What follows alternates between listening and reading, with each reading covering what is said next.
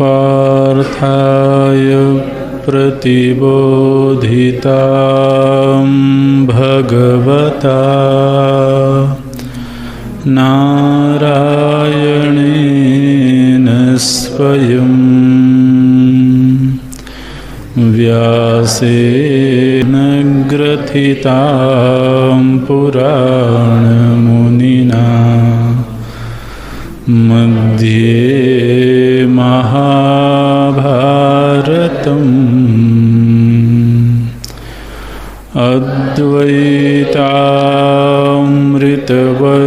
अद्वैतामृतवर्षिणीं भगवतीम्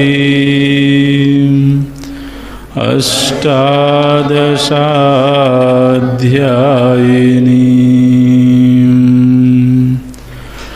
अम्ब त्वामनुसन्दधामि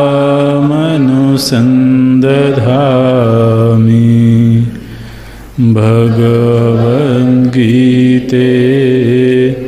भवद्वेषिणी।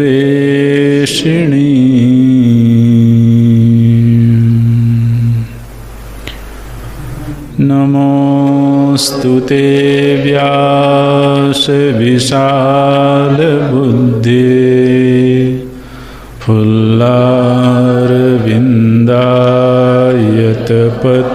फुल्लारविन्दायतपत्रनेत्र येन त्वया भारततैलपूर्णः प्रज्वालितो ज्ञानमयः प्रदीपः प्रपन्नपारिजाताय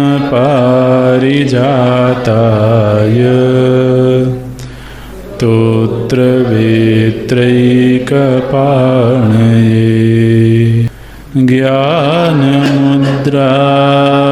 कृष्णाय गीतामृतदुहे नमः। सर्वोपनिषदो गावो दुग्धा गोपालनन्दनः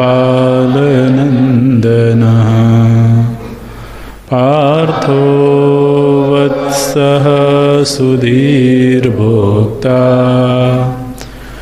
दुग्धं गीतामृतं महत् वसुदेवसुतं देवं कंसचाणूरमर्दनं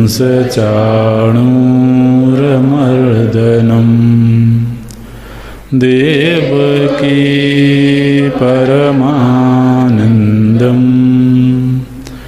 कृष्णं वन्दे जगद्गुरुं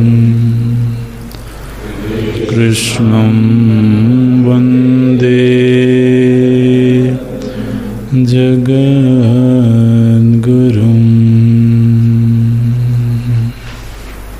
तं तथा कृपयाविष्टम्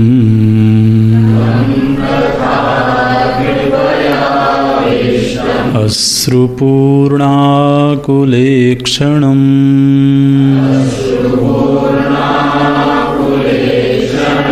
विषीदन्तमिदं वाक्यम्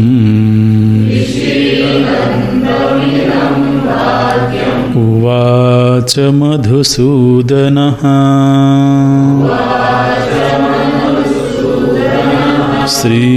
श्रीभगवानुवाच कुतस्त्वाकश्मलमिदम् विषमे समुपस्थितम् अनार्यजुष्टमस्वर्ग्यम्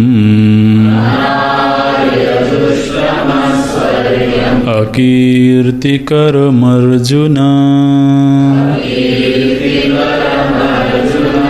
क्लैव्यम् आस्मगमः पार्थ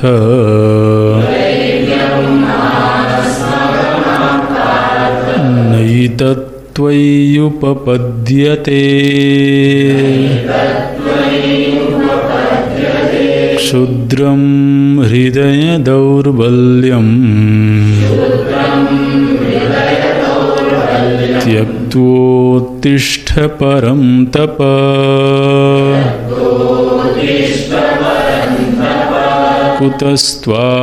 कुतस्त्वाकश्मलमिदम्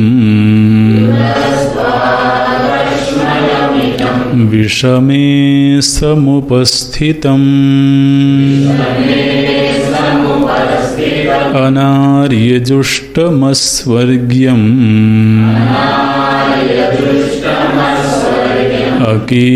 अकीर्तिकरमर्जुन क्लैव्यम् आस्मगमः पार्थ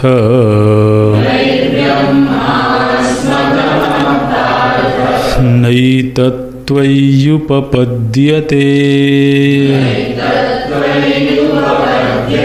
क्षुद्रं हृदयदौर्बल्यम् त्यक्त्वोत्तिष्ठ परं तप अर्जुन उवाच कथं भीष्ममहं संख्ये द्रोणं च मधुसूदन इषुभिः प्रतियोत्स्यामि पूजार्हा वरिसूदन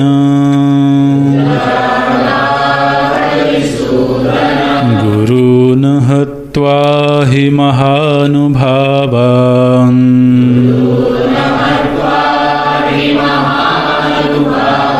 श्रेयो भोक्तुं भैक्ष्यमपीह लोके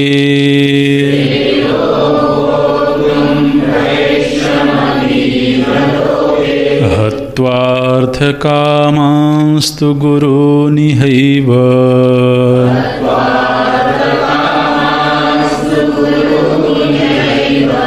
गुरूनिहैव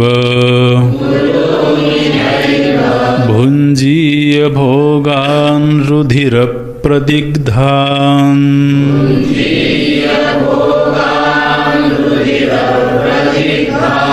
न चैतद्विद्मः कतरन्नो गरीयः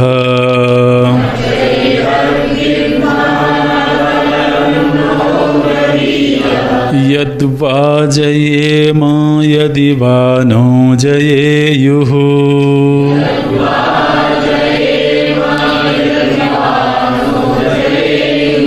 यानेव हत्वा न जिजीविषामः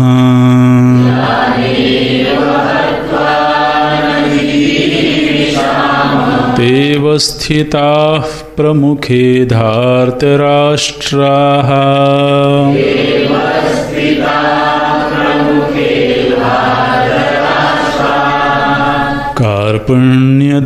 कार्पण्यदोषोपहतः स्वभावः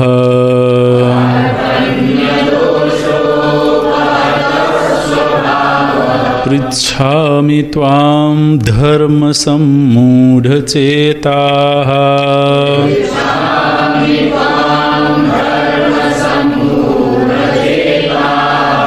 यच्छ्रेयः स्यान्निश्चितं ब्रूहि तन्मे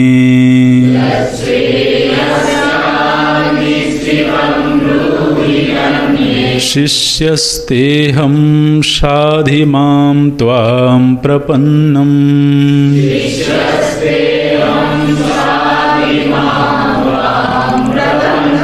न हि प्रपश्यामि ममापनुद्यात्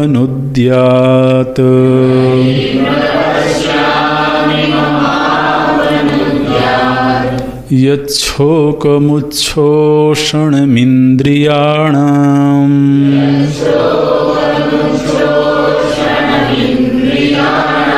अवाप्य भूमावसपत्नमृद्धम्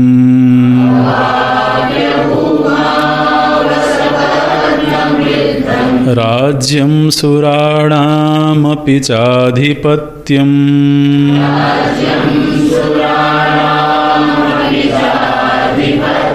न हि प्रपश्यामि ममापनुद्यात्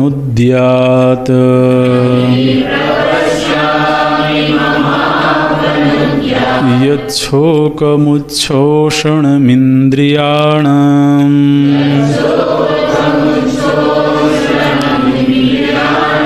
अवाप्य भूमावसपत्नमृद्धम्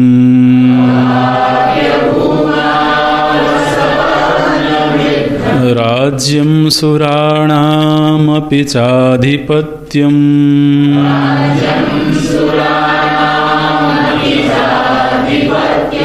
राज्यं सुराणामपि चाधिपत्यम्।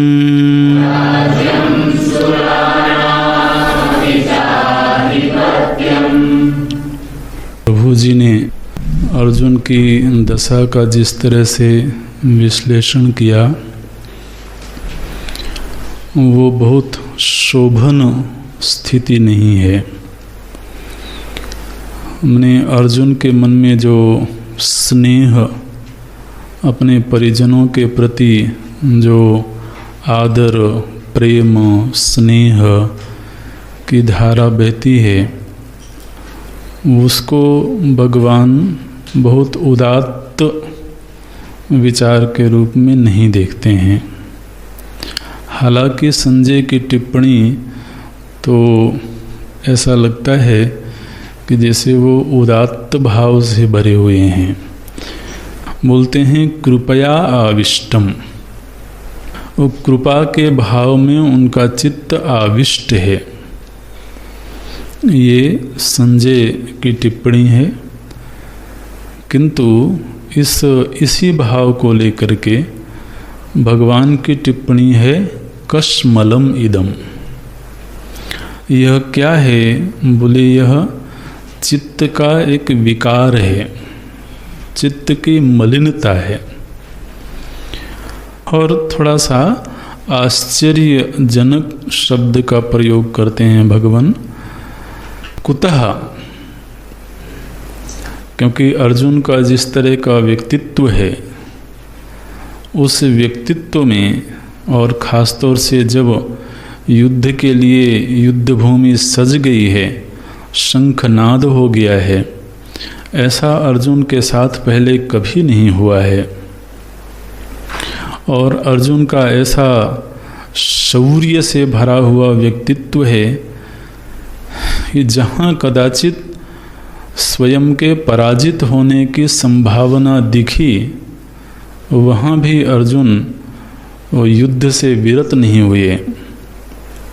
पाशुपतास्त्र लेने के लिए जब भगवान महादेव के साथ अर्जुन का युद्ध हुआ, उस समय युद्ध में एक ऐसा मोड़ आया जब ये निश्चय हो गया कि अर्जुन विजयी नहीं हो सकते हैं। ऐसा होने पर भी अर्जुन पीछे नहीं हटे और अर्जुन के इसी दुर्धर्ष व्यक्तित्व को देख करके भगवान महादेव प्रसन्न हो गए और उन्होंने पाशुपत अस्त्र प्रदान किया। तो ऐसा अर्जुन का व्यक्तित्व है। इसलिए भगवान कहते हैं ये हृदय में कालुष्य कहाँ से आ गया, कुतः कस्मलम इदम समुपस्थितम। इदम कस्मलम माने यही स्नेह यदि शांत परिवेश में होता, घर में रहते हुए होता, तो हम इसको कश्मल की संज्ञा नहीं देते, तब तो ये तो मधुर भाव है। लेकिन इदानीम तो विषमे, इदानीम तो विषम कालः अस्ति, विषम देशः अस्ति। माने किसी भी भाव के लिए उचित देश और उचित काल होता है। कोई भी भाव किसी भी देश काल में प्रकट होवे तो वो हमेशा ही वंदनीय होगा, ऐसा तो ठीक नहीं है। तो कोई हमारे सेना के सेना नायक हों, जनरल्स हों, और वो युद्ध भूमि में तैनात हों, युद्ध का समय हो और उस समय उनको घर की याद आने लगे, और उनको अपने बच्चों की, पत्नी की, माँ बाप की याद आने लगे, और वो कहें कि मैं तो घर जाना चाहता हूँ, इसको उदात्त विचार तो नहीं कहा जाएगा। महाराज वो तो ऐसा कोई करे तो ये भी नियम है कि उसी को मार दो वहाँ। तो इसलिए कस्मलम इदम, किमर्थम कस्मलम उच्यते, किंतु इदानीं विषम कालः अस्ति। तो विषमे समुपस्थितम। और अर्जुन अपने पूर्व ज्ञान के आधार पर जो आपने इस युद्ध का परिणाम बताया है, और उस परिणाम को देखते हुए युद्ध नहीं करने का निश्चय 3 दोषों से युक्त है। ये जो दूसरी पंक्ति में दोष बताए गए, ये आपने जो युद्ध नहीं करने का निश्चय किया है, उस निश्चय में ये 3 दोष हैं। अर्जुन ने कहा ना कि मैं तो हथियार छोड़ दूंगा, और यदि धृतराष्ट्र मेरी हत्या भी कर दें तब भी वो मेरे लिए श्रेयस्कर होगा, और मैं युद्ध बिल्कुल भी नहीं करना चाहता हूँ। ऐसा निर्णय जो अर्जुन ने किया, भगवान की टिप्पणी ये है, यह निर्णय तो स्वीकार्य इसलिए नहीं है क्योंकि यह शिष्टों के द्वारा आचरित नहीं है। शिष्ट महापुरुषों ने कभी इस तरह का आचरण नहीं किया। दोषों की ओर आप ध्यान देना। पहला बोलते हैं अनार्य जुष्टम। आर्य का अर्थ है जो शिष्ट हैं, जो सभ्य हैं, सुशिक्षित हैं। तो ऐसे शिष्ट लोगों के द्वारा इस तरह का आचरण नहीं किया गया। आर्य जुष्टम नहीं है। आर्य जुष्टम होता, जुष्टम माने सेवितम, कल बताया था। तो आर्यों के द्वारा किया हुआ आचरण नहीं है यह। क्या आचरण नहीं है? कि एक योद्धा, एक क्षत्रिय योद्धा युद्धभूमि में खड़ा होकर के, और जबकि युद्ध पूर्व से निर्णीत हो और शंखनाद हो गया हो, ऐसे समय में जब कोई योद्धा तो युद्ध नहीं करने का निर्णय करता है, तो ऐसा पूर्व में किसी भी श्रेष्ठ महापुरुष ने नहीं किया। इसलिए ये आर्य जुष्टम नहीं है, अनार्य जुष्टम है। और ये ऐसे वक्तव्य हैं जो हमारे आपके दैनिक जीवन से संबंधित भी हैं। माने जब भी कोई जीवन में ऐसी परिस्थिति आवे जहाँ की किसी व्यवहार का निर्णय करना मुश्किल हो, उस समय पर पहला प्रमाण देखना चाहिए कि इस परिस्थिति में हमारे बड़ों ने कैसा निर्णय किया। जो श्रेष्ठ लोग हैं, जो महान लोग हैं, जो सभ्य लोग हैं, शिष्ट लोग हैं, ऐसे शिष्ट लोगों ने इस परिस्थिति में कैसा आचरण किया होगा। तो शिष्टों के द्वारा आचरित जो सत्य होता है वो भी महाराज शास्त्रवत प्रमाण होता है। बिल्कुल, इसलिए शिष्टों के द्वारा आचरित जो चरित्र है, भगवान के विषय में गोस्वामी जी ने कहा चरित करत नर अनुहरत। चरित्र कर रहे हैं क्योंकि व्यक्ति उसका अनुकरण करेगा। तो बड़ों ने किस तरह का आचरण किया है, जीवन में ऐसे मोड़ आते हैं, ऐसी परिस्थितियां आती हैं जब हम अपने व्यवहार के विषय में भी निर्णय करने में कई बार अपने आप को असमर्थ महसूस करते हैं। उस समय हमें बड़ों के आचरण को देखना चाहिए। तो बोलते हैं कि तुम्हारा यह जो आचरण है ये बिल्कुल भी ऐसा नहीं है जो कहा जाए कि सभ्य महापुरुषों के द्वारा किया हुआ आचरण है।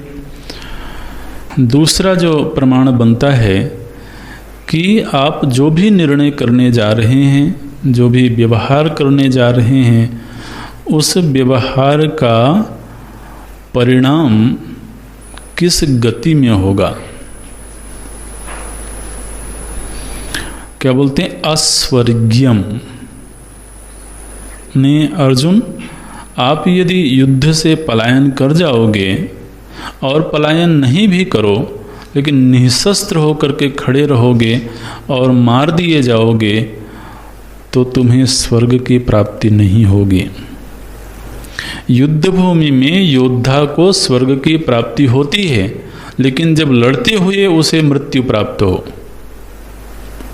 निःशस्त्र होकर के खड़े हों और सामने वाला मार दे और कहें कि स्वर्ग मिलेगा, ऐसा नहीं है। स्वर्ग का अर्थ है सद्गति, ऊंची गति। तो ये भी एक प्रमाण है कि हम जो आचरण करने जा रहे हैं उस आचरण की गति क्या होगी, क्योंकि वह आचरण भी एक कर्म है और वह कर्म हमें किस लोक को ले जाएगा, भविष्य में किस तरह की परिस्थिति को प्रदान करेगा, ये भी विचार एक समझदार व्यक्ति को करना ही चाहिए। अर्जुन योद्धा जो होता है, क्षत्रिय योद्धा होता है, जब वह वीर गति को प्राप्त करता है।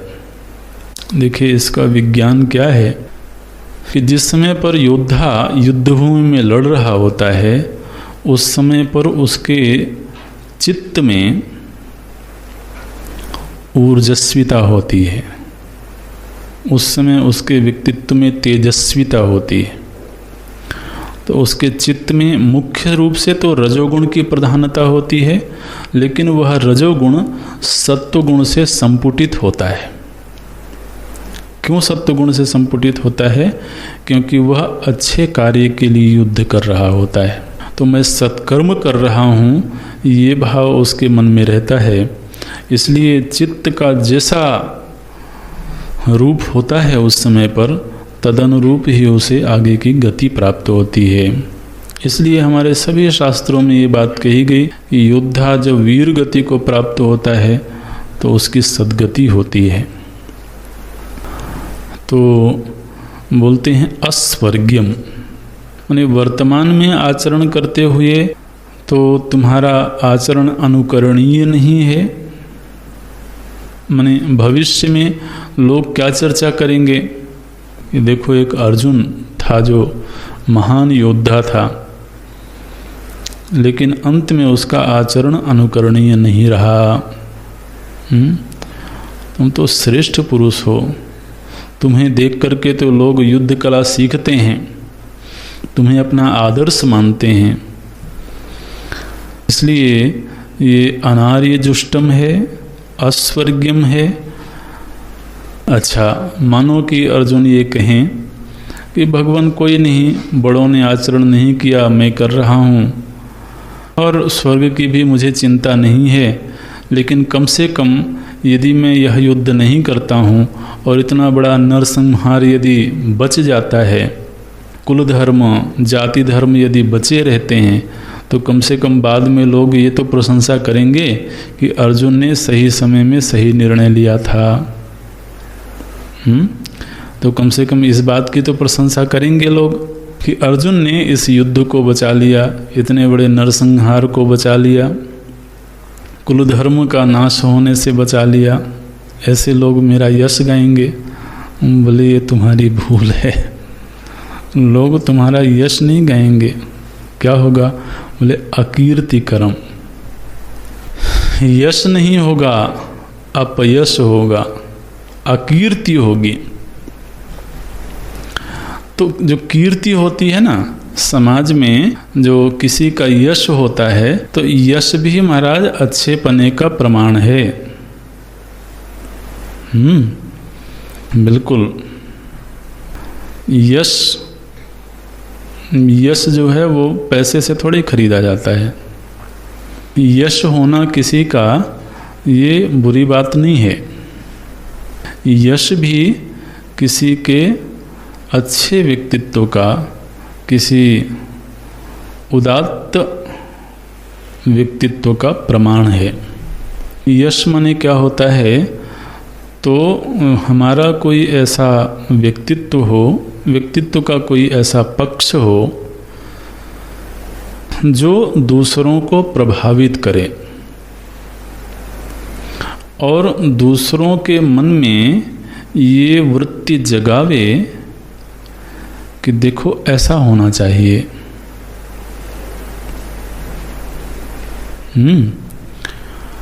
वो जबरदस्ती कोई नहीं कहेगा, वो तो यदि होगा हमारे भीतर तभी कोई कहेगा। लेकिन जब समष्टि में ये भाव जगने लगे कि देखो ऐसा ज्ञान होना चाहिए, ऐसा व्यवहार होना चाहिए, ऐसा भाव होना चाहिए, और वो दिखावे से नहीं आएगा। दिखावे की चीज़ जो होती है बहुत दिनों तक नहीं टिकती है। आप जानते हैं ना, समष्टि के रूप में तो परमात्मा ही विराजमान है। इसलिए जो कीर्ति होती है, कीर्ति का अर्थ होता है किसी के नाम का कीर्तन करना। तो चार लोग बैठे हों और चार लोग बैठ करके किसी के व्यक्तित्व की प्रशंसा कर रहे हों, और वो किसी दबाव में आकर के प्रशंसा नहीं कर रहे हों। कभी कभी महाराज दबाव में आकर के भी करना पड़ता है। तो हमारे इतिहास में एक वीर गाथा काल रहा है। साहित्य जिन लोगों ने पढ़ा होगा उनको मालूम है। तो राजा जो होते थे वो अपनी वीर गाथाएं लिखवाते थे। उनके राज कवि हुआ करते थे, तो उनसे वीर गाथा लिखवाते थे। वो राजा चाहे भले कभी युद्धभूमि में न गया हो, लेकिन वो तो लिखवाते थे कि हमारे महाराज ने इतने युद्ध जीते हैं, ऐसे ऐसे। तो वो तो अलग चीज़ हो गई, उसमें तो पैसा मिलता था उनको। लेकिन कीर्ति जो सहज होती है, सहज ही चार लोग चर्चा करते हैं, तो वह कीर्ति भी अच्छे व्यक्तित्व का प्रमाण है। और ये जो कीर्ति है, इसके लिए तो भगवान भाष्यकार एक बात कहते हैं, यशो में गतम दीक्षु दान प्रतापात। अरे आप लोगों ने तो पढ़ा है भाई, कोई बोलता नहीं है तो क्या करें। यशो में गतम दीक्षु दान प्रतापात, में यशः दीक्षु गतम। मेरा जो यश है वो दिग दिगंत में फैलता है। कैसे फैलता है? बोले दान प्रतापात, दान के प्रताप से। गुरु अष्टकम में ये पंक्ति आती है। तो बोलते हैं कि यश की प्राप्ति का एक बड़ा माध्यम है दान। व्यक्ति जब निश्चल भाव से दान करता है, चाहे वो धन का दान करता हो, ज्ञान का दान करता हो, प्रेम का दान करता हो, समय का दान करता हो, जो दान है ये व्यक्ति के यश का माध्यम बनता है। तो हमारा समाज में कंट्रीब्यूशन क्या है? समाज से हमने लिया तो बहुत कुछ, लेकिन हमने कंट्रीब्यूट क्या किया है, दिया क्या है? एक बड़ी बात है महाराज। अब देखिए, हम सभी के मन में ये अभिलाषा होती है कि हमारा यश होवे, कीर्ति होवे। भाई अभिलाषा तो होती ही है, आप नहीं कहो तो अलग बात है। लेकिन छिपी हुई वृत्ति तो होती है। व्यक्ति अच्छा बने यश पाने के लिए ऐसा नहीं, दान करे यश पाने के लिए ऐसे नहीं, लेकिन वो करेगा तो यश होगा, अच्छा बनेगा तो यश होगा, समाज में कोई योगदान करेगा तो यश होगा। हाँ, यश पाने के लिए योगदान करे तो फिर वो बात बिगड़ जाएगी। तो फिर मंच पे बैठ के खड़े होके फोटो खिंचवाने की बात हो गई। 4 कंबल गरीबों में क्या बांट दिए, बोले अखबार में फोटो आनी चाहिए इस हेडिंग के साथ में कि ये कर्मयोगी वो नहीं, लेकिन कंट्रीब्यूशन होगा तो यश तो होगा ही। तो अर्जुन, आप भी एक धर्म की स्थापना के लिए, सत्पुरुष को राजगद्दी पर बिठाने के लिए आप युद्ध में आए हो, और ऐसा करके आप समाज के लिए बड़ा उपकार का कार्य करोगे। केवल स्वयं के लाभ के लिए आप युद्ध में नहीं आए हो। दुर्योधन संभव है स्वयं के लाभ के लिए आया हो, लेकिन आप जिस पक्ष में खड़े हो उस पक्ष में भगवान हैं, और भगवान किसी स्वार्थी के पक्ष में नहीं होते हैं। भगवान केवल सत्य के पक्ष में होते हैं, भगवान केवल धर्म के पक्ष में होते हैं। भगवान हथियार उठाएं या ना उठाएं ये कोई महत्व की बात नहीं है। महत्व की बात यह है कि वो कहाँ खड़े हैं, किसके साथ में खड़े हैं। तो यदि भगवान इस पक्ष में खड़े हैं तो उनका वहाँ उपस्थित होना ही इस बात का प्रमाण है कि ये सत्य का पक्ष है। आप सत्य के पक्ष के एक योद्धा हो, और आप जब इस तरह की बात करते हो कि युद्ध नहीं करना है, आप एक तरह से सत्य को टूट जाने देना चाहते हो, असत्य को विजयी होने देना चाहते हो, अधर्म, स्वार्थ, कटुता आदि को जीत जाने देना चाहते हो, और फिर कहते हो कि यश होगा। बिल्कुल अपयश की बात है। तो ये हमारे व्यक्तित्व, हमारे आचरण में भी ये तीनों प्रमाण हैं। हम जब भी व्यवहार करें तो हमें इस बात पर ध्यान देना होगा कि मेरा यह आचरण क्या सत्पुरुषों ने किया है, मेरे इस आचरण का परिणाम क्या सद्गति होगी, मेरे इस आचरण की वजह से मेरी कीर्ति होगी कि अपकीर्ति होगी। ये भगवान के द्वारा ये मैंने हम सभी के लिए एक पैमाना दे दिया, एक मेजरमेंट दे दिया। जब हम व्यवहार करें तो इन मापदंडों को अपने सामने रख करके व्यवहार करें। और यहाँ पर तो महाराज प्रभु जी बिल्कुल ऐसे अर्जुन को थोड़ा डांटते हैं, और डांटने का अधिकार है, डांटने का अधिकार मिलना ही चाहिए। बड़ों को डांटने का अधिकार न मिले ना तो उसमें छोटे की हानि है, ये पक्का समझना। हालांकि डांट जल्दी से स्वीकार्य नहीं होती है। आदमी छोटी सी भी डांट पड़े तुरंत ही जस्टिफिकेशन देना शुरू कर देता है। वो सामने वाला जब जस्टिफिकेशन देने लगता है तो उससे समझ में आता है कि डांट स्वीकार नहीं करना चाहता। और सुधार का रास्ता तो बिना इसके खुलता ही नहीं है। बोलते हैं तुम नपुंसकों जैसी बात करते हो।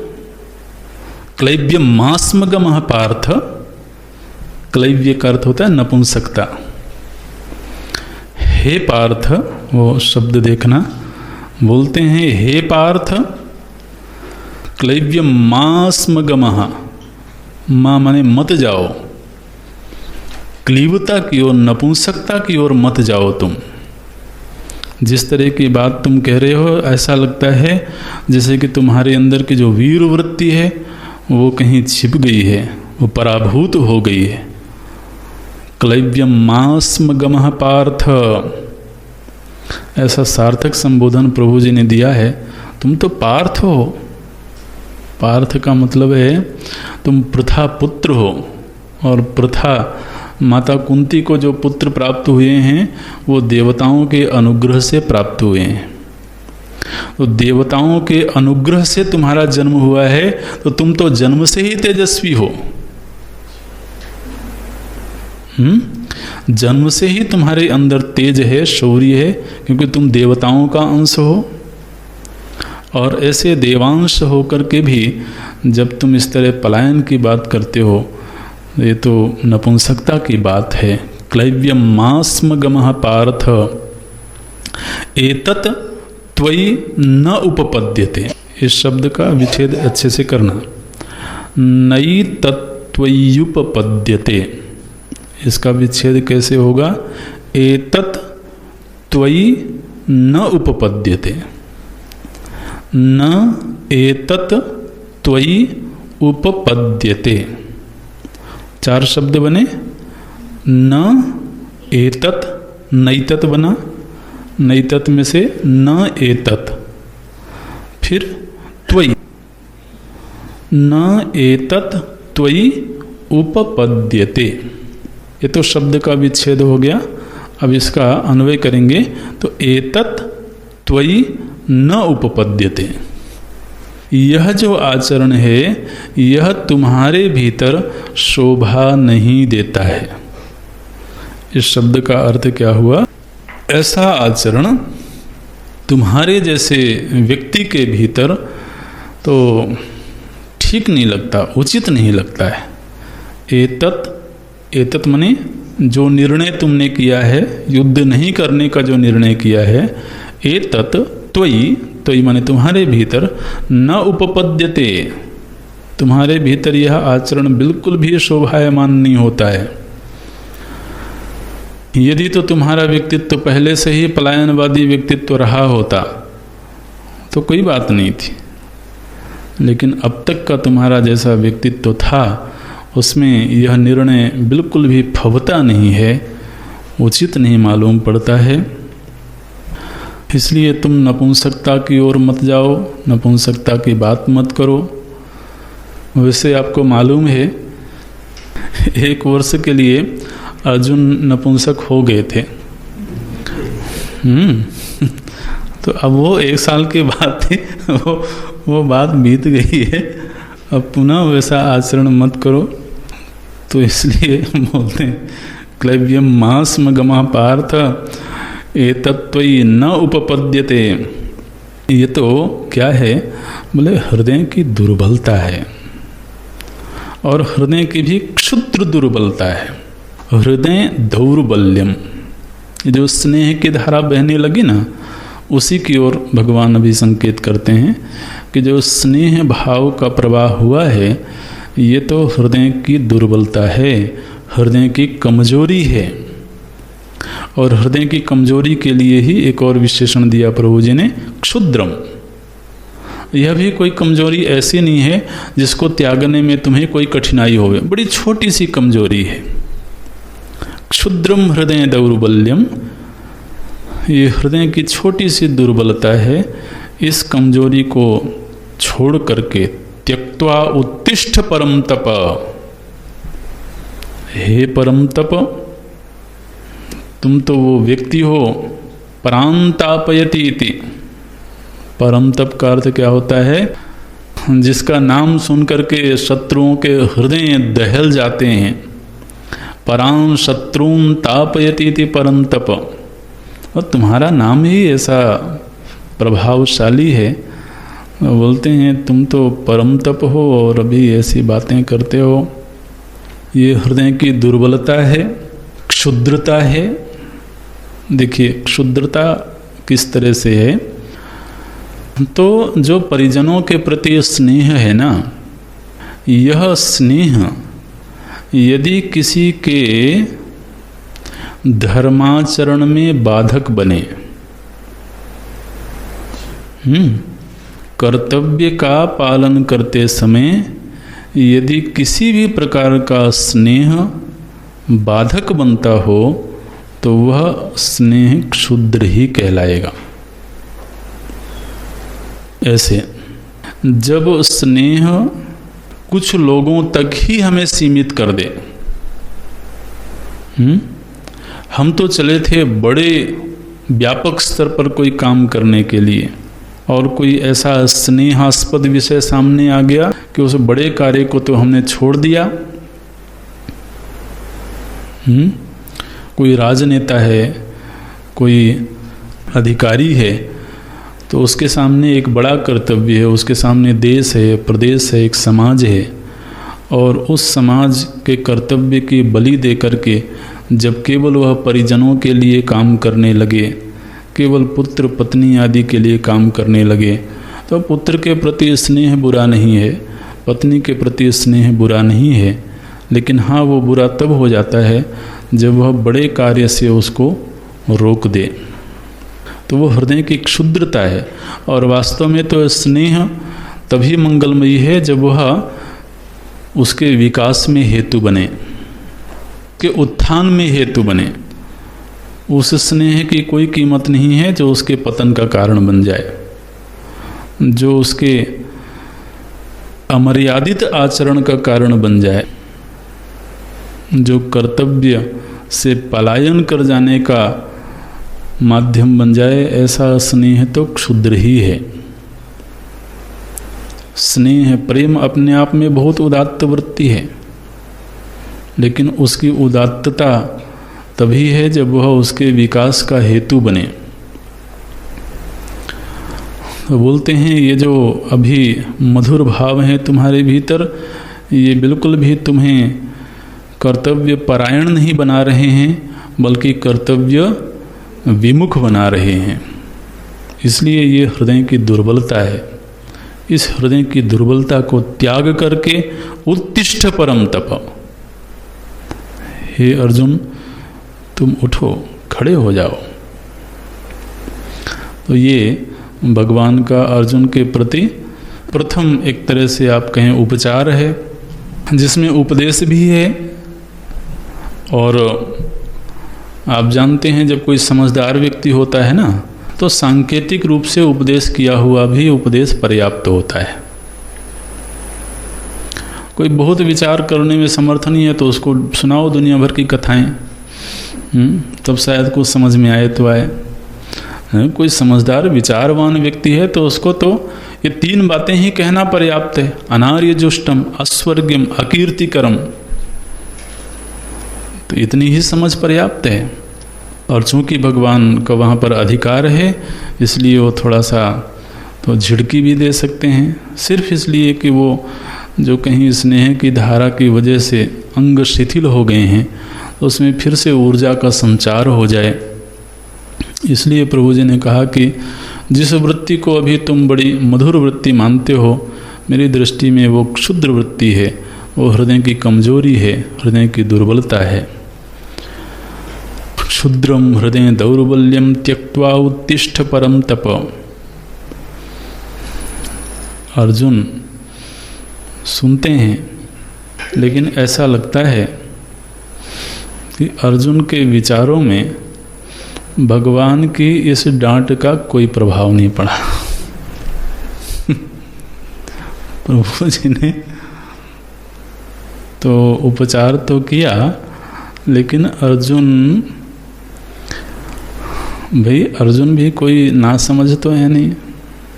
उन्होंने भी शास्त्रों का अध्ययन किया है, उनको भी धर्म का ज्ञान है। तब देखिए अर्जुन क्या बोलते हैं। अर्जुन बोलते हैं, भगवान भला ये बताइए कि अपने गुरु के प्रति आदर का भाव होना, ये हृदय की कमजोरी कैसे हो सकती है?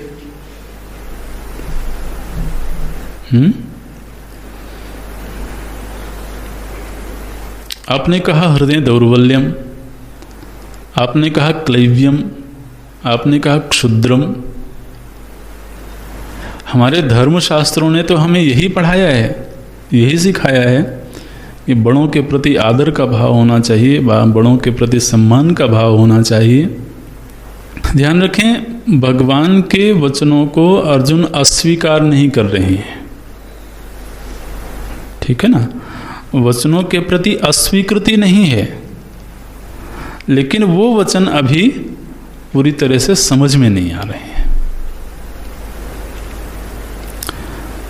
क्योंकि धर्मशास्त्रों का अध्ययन किया है अर्जुन ने। तो जो धर्मशास्त्र हैं वो भी भगवत वचन ही है, शास्त्र भी भगवान की ही वाणी है। इसलिए अर्जुन बोलते हैं कथम। ये पहला ही एक प्रश्न है अर्जुन के मन में। अर्जुन उवाच, अर्जुन बोलते हैं। इस चौथे श्लोक में अर्जुन भगवान के प्रति दो संबोधन बोलते हैं, हे मधुसूदन, हे अरिसूदन। माने हमारे आचार्यों ने तो संबोधन की भी व्याख्या करी महाराज। उचित समय पर उचित संबोधन तो दिया जाता है। अर्जुन बोलते हैं कि भगवान, ऐसी बात थोड़ी है कि कोई दुश्मन सामने हो और मैं युद्ध से पीछे हट जाऊं। आप तो मधुसूदन हो, आपने मधु नामक दैत्य को मारा है। मेरे सामने भी कोई दैत्य होगा तो मैं छोड़ूंगा थोड़े ही। आप तो अरिसूदन हो, अरि माने शत्रु, तो शत्रु का संहार करने वाले हो। तो जहाँ कोई शत्रु होगा, कोई दैत्य होगा, तो वहाँ मैंने कब पलायन की बात करी है।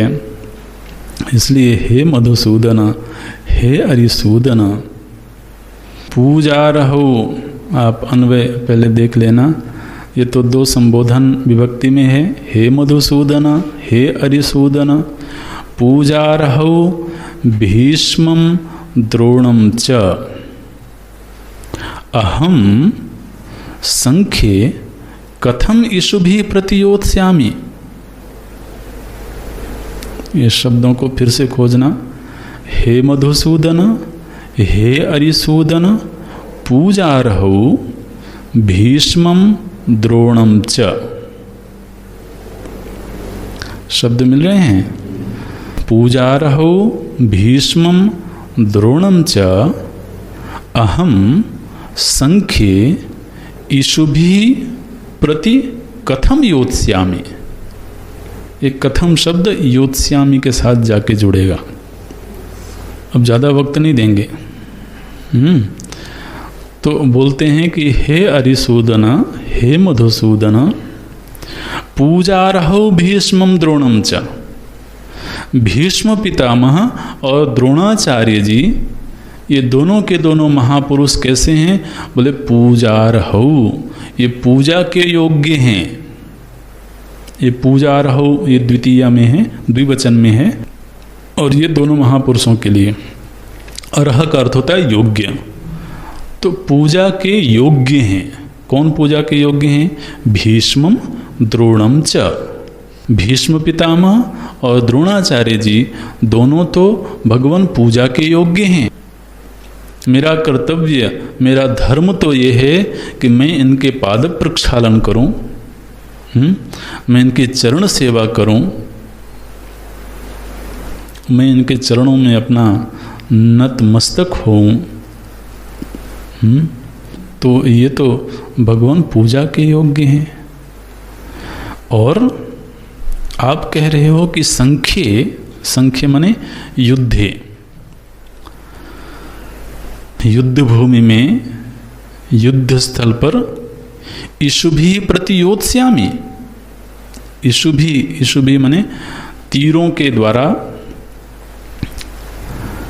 इषुभिः प्रतियोत्स्यामि, तीरों के द्वारा इनका छेदन करूं, इनका वध करूं। कथम, ये प्रश्नवाचक चिन्ह है। कथम योत्स्यामि, तो जो महापुरुष मेरे पूजा के योग्य हैं, इन महापुरुषों के ऊपर मैं तीर संधान करूं, तीरों से युद्ध करूं, इनके छाती का भेदन करूं। भगवान ये कैसे हो सकता है? ये श्लोक के सारे शब्द समझ में आ गए।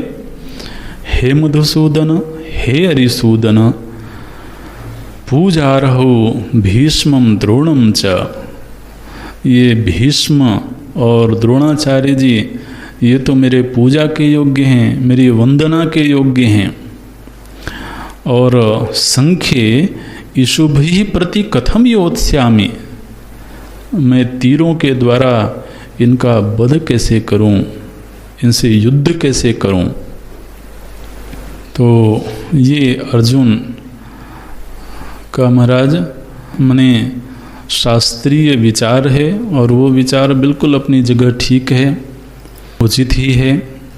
फिर बोलते हैं अर्जुन, बोलते हैं भगवान आपके कहने के बावजूद अभी भी मेरा विवेक, मेरी बुद्धि यह निर्णय कर रही है। क्या निर्णय कर रही है? बोले महानुभावान गुरून् हत्वा ही। अगले श्लोक के पदों को देखना, महानुभावान गुरून् अहत्वा, गुरून् हत्वा, इसमें से विच्छेद होकर के गुरून् अहत्वा, बीच में अ निकल आएगा। गुरून् हत्वा ऐसे नहीं करना, गुरून् अहत्वा। गुरून् में जो नकार है वो तो आधा हो जाएगा, और फिर उसमें से अ निकलेगा तो बनेगा गुरून् अहत्वा। और ये गुरु कैसे हैं? गुरून् बहुवचन में है, तो गुरून् में तो द्रोणाचार्य जी भी आ जाएंगे, कृपाचार्य जी आ जाएंगे, स्वयं भीष्म पितामह आ जाएंगे। तो ये जो गुरुजन हैं हमारे, ये कैसे हैं? बोले महानुभावान। ये हमारे गुरुजन तो भगवान महानुभाव हैं, इसलिए महानुभावान गुरून् अहत्वा ही माने निश्चित रूप से अपने इन महानुभाव गुरुजनों की हत्या नहीं करके इहलोके भैक्ष्यम भोक्तुम अपि श्रेयः। पहले केवल प्रथम पंक्ति का ही अन्वय देखेंगे। बोलते हैं महानुभावान गुरून् अहत्वा इहलोके, इस लोक में, इस भूमि में अपने गुरुजनों की हत्या नहीं करके भैक्ष्यम भोक्तुम अपि श्रेयः, भिक्षा मांग करके जीवन जीना, भिक्षा मांग करके भोग करना भी मुझे श्रेयस्कर मालूम पड़ता है। लग गई पंक्ति? तो बोलते हैं भैक्ष्यम भोक्तुम अपि श्रेयः, भिक्षा मांगते हुए भोग करना, जीवन जीना भी मुझे श्रेयस्कर मालूम पड़ता है। भिक्षा जीवन जीने की जरूरत कब पड़ेगी? बोले गुरून् अहत्वा, क्योंकि यदि यह युद्ध होगा तो ये तो निश्चित ही है कि गुरुजनों की हत्या करनी पड़ेगी। इसमें किसी प्रकार का कोई संशय नहीं, कोई संदेह नहीं है, कोई विकल्प नहीं है। और गुरुजनों की हत्या नहीं करना है ये तभी संभव है जब युद्ध पर विराम लगा दिया जाए। तो इसलिए महानुभावान गुरून्, भगवान ये जो हमारे गुरुजन हैं ये कोई साधारण लोग थोड़े ही हैं, ये तो महानुभाव लोग हैं। महानुभाव का अर्थ क्या होता है? महांश्च असौ अनुभवश्च। एक तो व्याख्या ये की जाती है जो स्वयं महान हैं और जिनका अनुभव महान है। ये कोई साधारण लोग नहीं हैं, बल्कि इनका जो अनुभव है, महानुभाव बोलते हैं ना, संबोधन करते हैं महानुभाव। अभी हर किसी को महानुभाव नहीं कहना। महानुभाव आप कैसे हो? अरे वो महानुभाव है भी कि नहीं है, ये भी तो जरा देख लेना। महानुभाव का अर्थ है जिसका अनुभव बड़ा है, जिसका अनुभव महान है। तो बोलते हैं कि भगवान ये जो हमारे भीष्म पितामह हैं ये तो इस धरती के आभूषण हैं। ऐसे लोग जिस समाज में होते हैं वो समाज रहने लायक होता है। द्रोणाचार्य जी जैसे महापुरुष जिस समाज में होते हैं वही समाज तो मंगलमयी समाज होता है। ये कोई साधारण लोग नहीं हैं ये। और आप कहते हो कि इनकी हत्या करना है। आप समझो कि आज के समाज में भी जो महान लोग हैं, जो कंट्रीब्यूटर्स हैं, कोई कहे कि अपनी पर्सनल जेलसी की वजह से या किसी व्यक्तिगत राग द्वेष की वजह से उनकी हत्या कर दी जाए, वो केवल एक व्यक्ति की हत्या है क्या? वो एक व्यक्ति की हत्या नहीं है, एक सभ्यता की हत्या है, एक संस्कृति की हत्या है। इसलिए ये तो महान लोग हैं। महानुभावान गुरून् अहत्वा, ऐसे महानुभवी गुरुजनों की हत्या नहीं करके इहलोके भैक्ष्यम भोक्तुम अपि श्रेयः, निश्चित रूप से मैं जानता हूं कि भिक्षा जीवन जीना मेरे लिए अधर्म कार्य है। अर्जुन को भिक्षा जीवन जीने का अधिकार नहीं है। एक तो अर्जुन क्षत्रिय हैं और दूसरे गृहस्थ हैं। भिक्षा मांगने का अधिकार ब्रह्मचारी को होता है, भिक्षा मांगने का अधिकार सन्यासी को होता है, और भिक्षा मांगने का अधिकार उस गृहस्थ ब्राह्मण को होता है। ब्राह्मण को भिक्षा मांगने का अधिकार है, चाहे वो भले गृहस्थ में हो, लेकिन उसको भिक्षा मांगने का अधिकार तब है जब उसका जीवन लोक कल्याण के लिए होवे, जब वह लोक कल्याण के लिए जीवन जीता हो, तब गृहस्थ में होने पर भी उसको भिक्षा जीवन जीने का अधिकार है। तो ये तीन ही हैं, ब्रह्मचारी, सन्यासी और ब्राह्मण, केवल तीन को भिक्षा मांगने का अधिकार। यहाँ तक कि वानप्रस्थी को भी भिक्षा का अधिकार नहीं है। तो अर्जुन को भिक्षा जीवन जीने का अधिकार नहीं है। हाँ, वही अर्जुन यदि सन्यासी हो जाएंगे, सन्यासी हो जाने पर फिर चाहे वो किसी भी वर्ण से रहा हो, तो अर्जुन इस बात को नहीं जानते ऐसी बात नहीं है। अर्जुन इस बात को जानते हैं कि यद्यपि भिक्षा जीवन जीना मेरे लिए अधर्म आचरण होगा, और इसी वाक्य को ध्यान में रखते हुए प्रभु जी ने आगे कई बार ये बात कही है कि स्वधर्म का त्याग कभी नहीं करना चाहिए। यहाँ पर अभी अर्जुन स्वधर्म के त्याग की बात कर रहे हैं, लेकिन अब समस्या ये है कि दो पलड़े हैं, दोनों में से कौन सा भारी है कौन सा हल्का है, ये मुश्किल हो रहा है। एक तरफ गुरुजनों की हत्या करना है, दूसरी तरफ भैक्ष जीवन जी करके अधर्म का आचरण करना है। अब ये दो धर्म ऐसे हो गए जहाँ पर वो निश्चय नहीं हो पा रहा। अगले श्लोक में स्वयं अर्जुन बोलेंगे। तो गुरुजनों की हत्या करना क्या धर्म कार्य है, और वह कार्य नहीं करके भिक्षा जीवन जीना क्या अधर्म कार्य है। लेकिन अभी तो अर्जुन को ये लगता है कि चाहे भले मैं भिक्षा जीवन जीऊँ और वो अधर्म कार्य कहलावे तो कहलावे, लेकिन कम से कम मैं उस पाप से तो बच जाऊंगा जो बड़ों की हत्या करके लगने वाला पाप है। इसलिए भैक्ष्यम भोक्तुम अपि इहलोके श्रेयः। और एक ऐसी बड़ी बात अर्जुन ने कही है महाराज, जो बिल्कुल दिल को ऐसे गहरे जाकर के चोट पहुंचाता है। अर्जुन बोलते हैं, भगवान जब यह युद्ध हो जाएगा और गुरुजनों का वध हो जाएगा और उसके बाद हमको भोग मिलेगा, ऐश्वर्य मिलेगा, सत्ता मिलेगी, वो मिलेगी, इसमें कोई संदेह की बात नहीं है। अर्जुन के मन में इस बात का कोई संदेह नहीं है कि युद्ध का परिणाम क्या होगा। तो अर्जुन बोलते हैं, जिस समय हमको ऐश्वर्य मिल जाएगा, भोग मिल जाएगा और हम ऐश्वर्य का भोग कर रहे होंगे, उस समय पर वो जो भोग हैं उनमें मुझे अपने गुरुजनों का रक्त दिखाई देगा।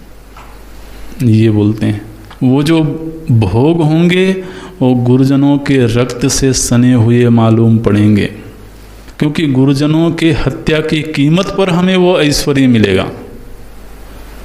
क्या बोलते हैं, देखिए, हत्वा,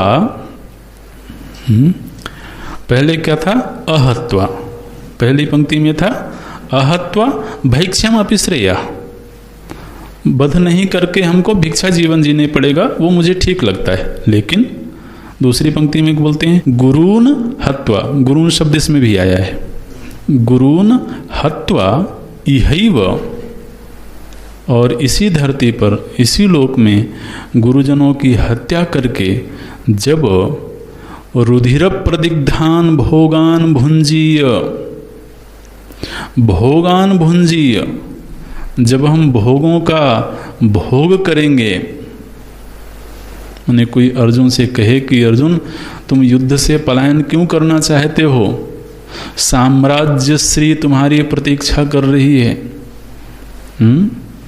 हस्तिनापुर का ऐश्वर्य, हस्तिनापुर का वैभव तुम्हारी प्रतीक्षा कर रहा है। संस्कृत में वाक्य आता है वीर भोग्या वसुंधरा, ये जो वसुंधरा है ये तो वीरों के द्वारा ही भोगी जाती है।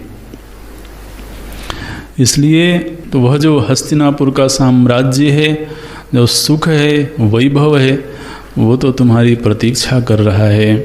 अर्जुन कहते हैं निश्चित रूप से वो भोग हमें प्राप्त होंगे, लेकिन उस समय पर जब गुरुजनों की हत्या करने के बाद वो भोग मिलेंगे तो भोग कैसे होंगे, बोले रुधिर प्रदिग्धान, रुधिर माने होता है खून, तो वो भोग मुझे खून से सने हुए मालूम पड़ेंगे।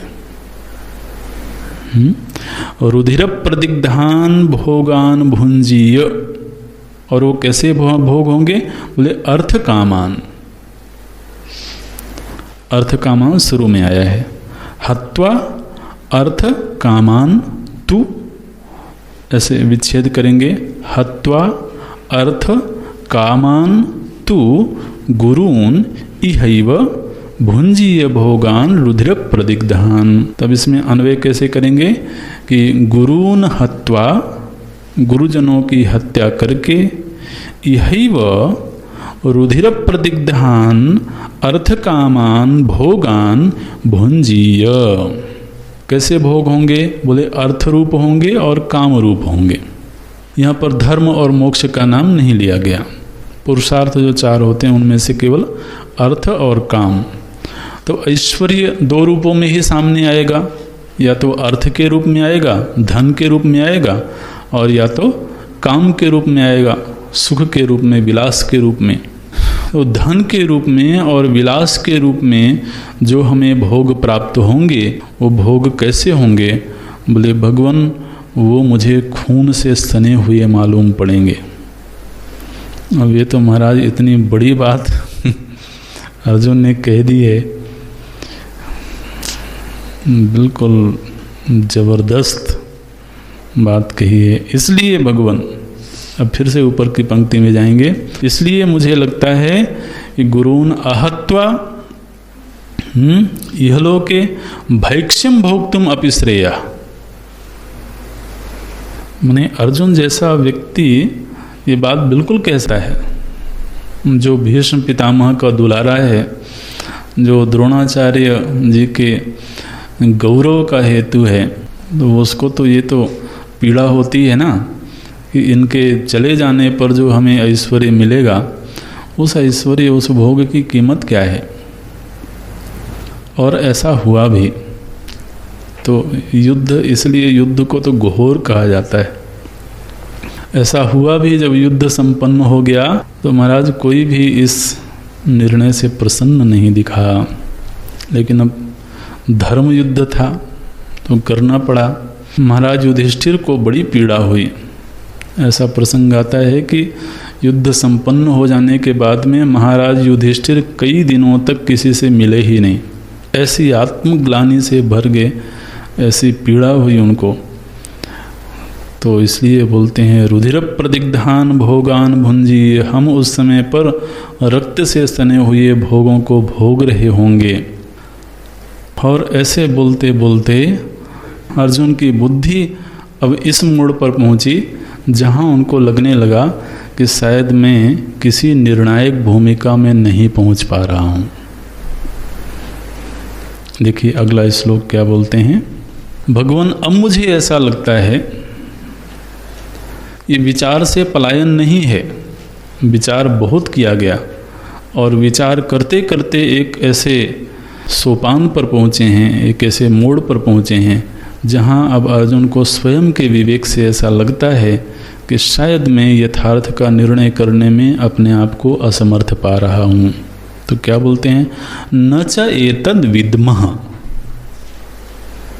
ये वाक्य देखा, न च एतत् विद्मः, अब हम यह नहीं जान पा रहे हैं, नहीं समझ पा रहे हैं।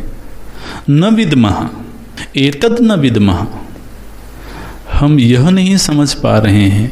क्या नहीं समझ पा रहे हो अर्जुन? बोले कतरत न गरीयः, इन दोनों में से, कतरत, कतरत माने इन दोनों में से, नह, नह माने हम लोगों के लिए, गरीयः, गरीयः माने श्रेयस्कर है, श्रेष्ठ है।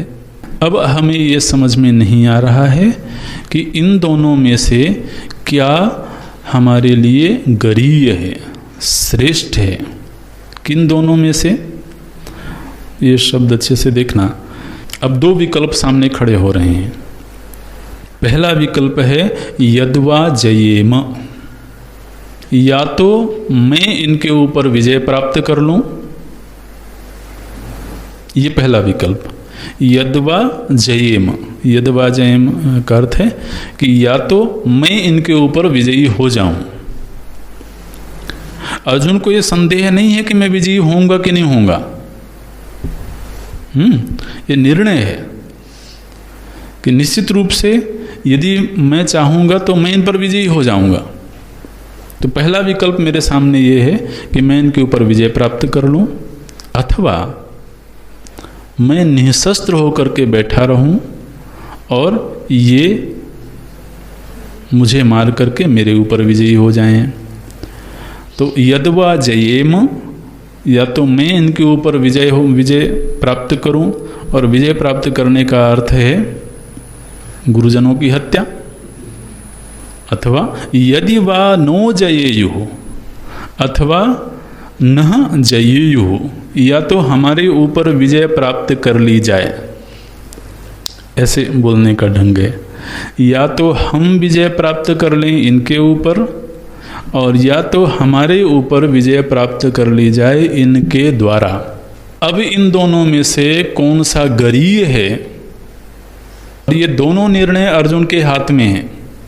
कहीं कहीं पर गीता जी में आपको शायद ऐसा अर्थ मिले इस वाक्य का कि या तो हम जीतेंगे या ये जीतेंगे।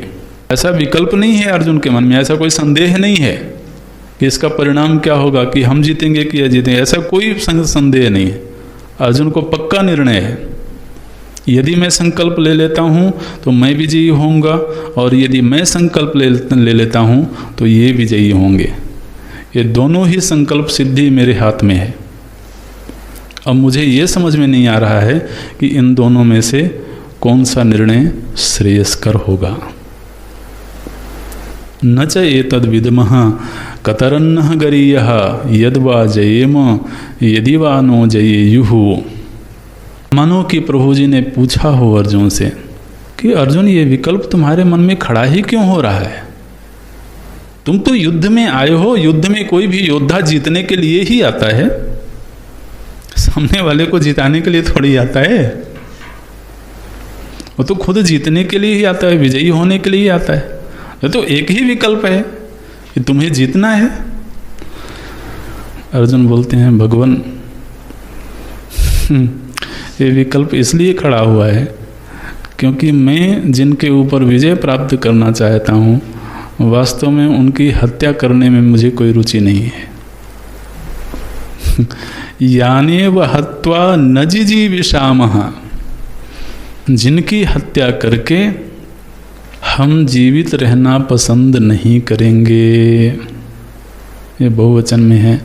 हम माने केवल मैं ही नहीं बल्कि हम सभी भाई, जिनकी हत्या करके, यान एव माने जिनकी, हत्वा जिनको मार करके, जिनका वध करके, वयम न जिजीविषामः, वयम शब्द का अध्याहार करेंगे, वयम न जिजीविषामः, हम जीने की इच्छा नहीं रखते हैं, ते अवस्थिताः, जिनको मार करके हम बिल्कुल भी जीना पसंद नहीं करेंगे, भगवान मजबूरी ये है कि वही हमारे सामने खड़े हैं, और वो भी कहीं पीछे खड़े होते तो ठीक है, प्रमुख बिल्कुल मुख में आकर के खड़े हैं। धार्तराष्ट्राः प्रमुखे, धृतराष्ट्र के ओर से लड़ने वाले जो योद्धा हैं, जो सेना है, उस सेना के बिल्कुल मुख में खड़े हैं वो लोग जिनको मार करके हम जीना पसंद नहीं करेंगे। इसलिए ये विकल्प मेरे सामने खड़ा हो रहा है कि मैं विजयी हो जाऊं या इन्हें विजयी हो जाने दूं। इन्हें विजयी हो जाने दूंगा तो कम से कम ये होगा कि हमारे जो पूज्य हैं वो तो जो जीवित रहेंगे, वो सुरक्षित रहेंगे। हमें मार दिया जाए तो मार दिया जाए, लेकिन इनको मार करके तो फिर हम भी जीना पसंद नहीं करेंगे। ये बोलते हैं न च एतद् विद्मः कतरन्नो गरीयः यद्वा जयेम यदि वा नो जयेयुः यानेव हत्वा न जिजीविषामः ते अवस्थिताः। वही लोग यहाँ अवस्थित हैं। किस रूप में अवस्थित हैं? बोले धार्तराष्ट्राः प्रमुखे अवस्थिताः। धार्तराष्ट्रों के, धृतराष्ट्र पक्ष के बिल्कुल मुख भाग में, पृष्ठ भाग में ये लोग अवस्थित हैं, हमारे गुरुजन। इसलिए मुझे अब थोड़ा सा ये किंग कर्तव्य विमूढ़ की स्थिति में मैं पहुंच रहा हूं, और मैं निर्णय नहीं कर पा रहा हूं कि मुझे अब क्या करना चाहिए। ये जो स्थिति है यही फिर भगवान के प्रति अर्जुन के चित्त में शरणागति का भाव पैदा कर देती है। ओम पूर्णमदः पूर्णमिदं पूर्णात् पूर्णमुदच्यते पूर्णस्य पूर्णमादाय पूर्णमेवावशिष्यते। ओम शांति शांति शांति। हरि ओम। श्री गुरुभ्यो नमः। हरि ओम।